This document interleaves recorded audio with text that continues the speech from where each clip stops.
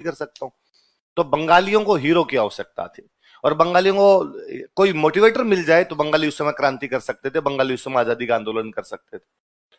पर वो हीरो कहां से प्राप्त करें? भारत के इतिहास के अंदर उनको ऐसा कोई हीरो नहीं मिल रहा था जो इंस्पिरेशन दे सके उनको। बंगाली इतिहास के अंदर इस प्रकार के कोई हीरो नहीं मिल रहे थे उनको, जो उनको इस प्रकार का मोटिवेशन दे सके कि एक बड़ी शक्ति के सामने भी टकराने का जुनून और मादा रखे। इन्हीं दिनों में टोड की बुक पब्लिश होती है। टोड की बुक कौन सी भाषा में? इंग्लिश। भारत में इंग्लिश किसको आती? बंगालियों को। इसलिए बंगालियों ने टोड वाली बुक पढ़ी, और जब बंगालियों ने टोड वाली बुक पढ़ी तो उनको एक हीरो नहीं, अब सैकड़ों हीरो मिल रहे थे। टोड वाली बुक में ऐसी ऐसी कहानियां थी राजस्थान की, कि सब कहानियों में यह था कि राजस्थान की तरफ से लड़ने वाले बंदों की संख्या कितनी? 8,000। अकबर की तरफ से लड़ने के लिए कितने आए थे? कि 80,000। शाम का रिजल्ट क्या था? जब युद्ध खत्म हुआ तो रिजल्ट क्या था? कि राजस्थान वाले 8,000 मर गए सारे। अकबर के कितने मरे? 42,000। अरे ये कैसे हो सकता है? ये पलड़ा ऐसे कैसे जा सकता है? क्या इन 8,000 लोगों को पता नहीं था कि 80,000 से भिड़ेंगे तो पक्का मरेंगे? कि हाँ पता था। तो ये क्यों गए लड़ने के लिए? कि इसीलिए लड़ने के लिए चले गए थे कि दुश्मन को जितनी हानि पहुंचा सकते हैं उतनी हानि पहुंचा दी जाए।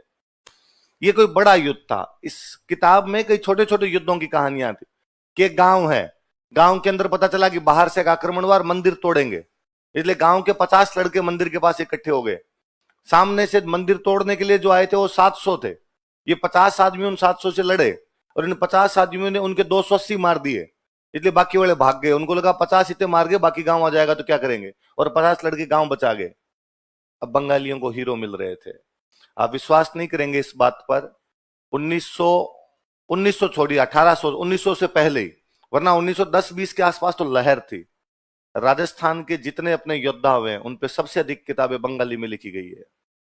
इस बात पर आज कौन विश्वास कर पाएगा कि गोरा बादल और पद्मिनी पर बंगालियों ने तब किताबें लिख दी थी जब भारत पर अंग्रेजों का राज था, राजस्थान भारत का पार्ट ही नहीं हुआ करता था।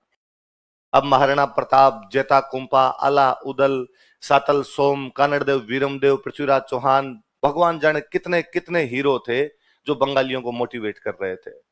तो पुस्तकें केवल नाम याद करने की नहीं होती है। हम केवल जब ये पढ़ते हैं कि टोड ने 2 किताबें लिखी, दैट्स ऑल, याद की और एग्जाम में छाप के आ जाएंगे। टोड की किताबें भारत में दूरगामी परिणाम लेकर आई थी। बंगाल से राष्ट्रवाद शुरू हुआ था, कालांतर में पूरे भारत में पहुंचा था।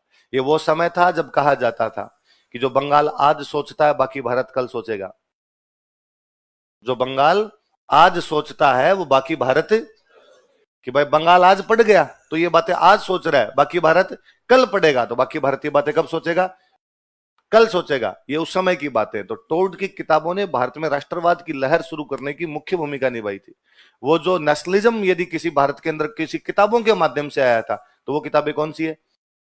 रविंद्र